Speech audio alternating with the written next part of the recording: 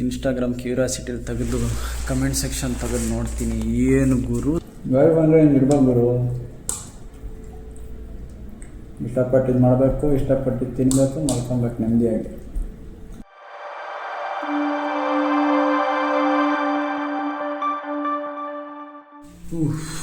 ಈಗ ತಾನೇ office ಮುಗಿಸ್ಕೊಂಬಂದೆ guys.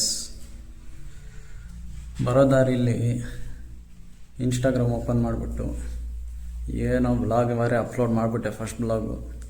But support ಮಾಡ್ತಾರೋ ಇಲ್ವೋ ಅನ್ನೋ ಡೌಟ್. ಸೊ ಪುಕ ಅಂತ ಇತ್ತು. ಇನ್ಸ್ಟಾಗ್ರಾಮ್ ಕ್ಯೂರಿಯಾಸಿಟಿಲಿ ತೆಗೆದು ಕಮೆಂಟ್ ಸೆಕ್ಷನ್ ತೆಗೆದು ನೋಡ್ತೀನಿ. ಏನು ಗುರು ಸಪೋರ್ಟು, ಯಪ್ಪ. ಎಲ್ಲರೂ all the best all the best all the best ಅಂತಿದ್ದಾರೆ. ನಾನು ಮನಸ್ಸಲ್ಲೂ ಎಕ್ಸ್ಪೆಕ್ಟ್ ಮಾಡಿಲ್ಲ ಗೈಸ್. ತುಂಬ ಖುಷಿ ಆಗೋಯ್ತು, ತುಂಬ ಖುಷಿ ಆಯಿತು. Love you guys. I am so lucky to have you guys. ಹೀಗೆ ಸಪೋರ್ಟ್ ಮಾಡ್ತಾಯಿರ್ರಿ. ನಾನು ನಿಮಗೋಸ್ಕರ ಕಂಟೆಂಟ್ ಮಾಡಿ ಹಾಕ್ತಾಯಿರ್ತೀನಿ. ಆಫೀಸೇನೋ ಮುಗ್ದೋಯ್ತು, ಆದರೆ ಹೊಟ್ಟೆಗೆ ಒಂಚೂರು ಹಾಕ್ಬೇಕಲ್ವಾ. ಸೊ ಇವತ್ತಿನ ಸ್ಪೆಷಲ್ ಬಂದ್ಬಿಟ್ಟು ಮೀನು ಫ್ರೈ ಇದೆ, ಮೀನು ಸಾಂಬಾರಿದೆ, ಅನ್ನ ಇದೆ. ಹುಡುಗ ಅಂತ ಅಂಡರ್ ಎಸ್ಟಿಮೇಟ್ ಮಾಡಿಬಿಡ್ರಿ, ಅಡುಗೆನೂ ಮಾಡ್ಕೊಳೋದು ಗೊತ್ತಿದೆ ನಮಗೆ. ಸೊ ನೋಡ್ಕೊಳ್ಳಿ, ಇವಾಗ ತೋರಿಸ್ತೀನಿ. ಈ ಕಡೆ ಒಳ್ಳೆ ಬಂಗಡೆ ಮೀನು ಫ್ರೈ ರೆಡಿ ಆಗ್ತಾಯಿದೆ. ಆ್ಯಂಡ್ ಈ ಕಡೆ ಅದೇ ಬಂಗಡೆ ಮೀನಿಂದ ಸಾಂಬಾರು ರೆಡಿ ಆಗ್ತಾಯಿದೆ. ಅನ್ನ ಆಲ್ರೆಡಿ ಮಾಡಿ ಇಟ್ಕೊಂಡಿದ್ದೀನಿ. ಸೊ ಸಾಂಬಾರು ಫ್ರೈ ಎಲ್ಲ ಮಾಡ್ಕೊಂಡು ತಿನ್ನೋದು.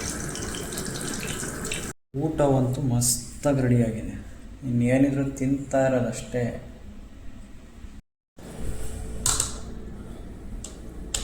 ಈ ಊಟದ ವಿಚಾರ ಅಂತ ಬಂದಾಗ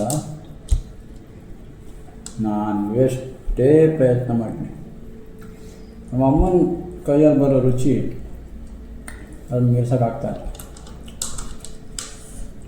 ಹಾಗಂತ ನಾನೇನು ಕರಾವಾಗಿ ಅಡುಗೆ ಮಾಡ್ತಾಯಿಲ್ಲ, ನಾನು ಚೆನ್ನಾಗೇ ಮಾಡ್ತೀನಿ. ಅದಕ್ಕೆ ಅಲ್ವಾ ಡೈಲಿ ಮಾಡ್ಕೊಂಡು ಆರಾಮಾಗಿ ಖುಷಿಯಾಗಿ ತಿಂತಾ ಇರೋದು.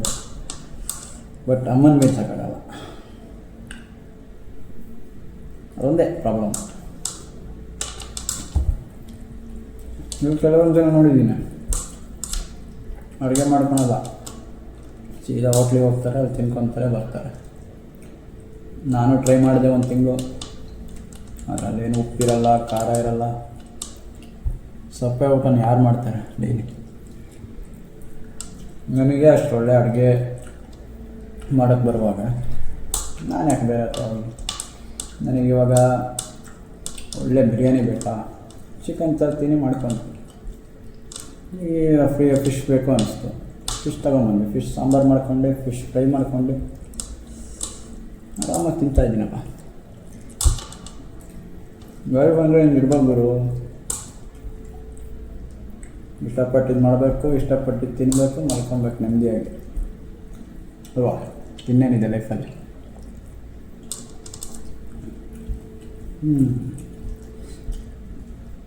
ಮತ್ತು ನೀವು ಯಾರು ಹಿಂಗೆ ಮಾಡ್ತೀರಾ? ಬೆಂಗಳೂರಲ್ಲಿ ಅಲ್ಲಿ ಇಲ್ಲಿ ಇಲ್ಲ ಅಬ್ರಾಡಿಗೆ ಬಂದವರು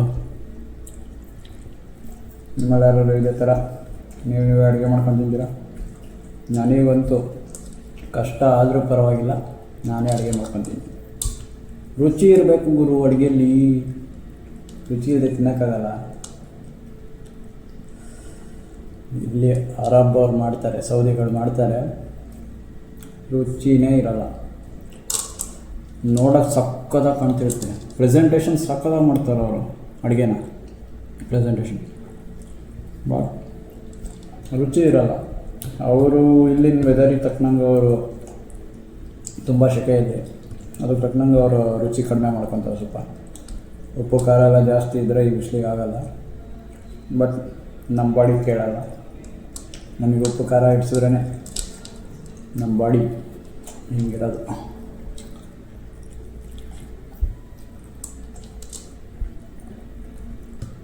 ನಿಮಗೂ ಈ ಥರ ಯಾವ್ದಾದ್ರು ಎಕ್ಸ್ಪೀರಿಯೆನ್ಸ್ ಆಗಿದರೆ ಕಮೆಂಟಲ್ಲಿ ತಿಳಿಸಿ.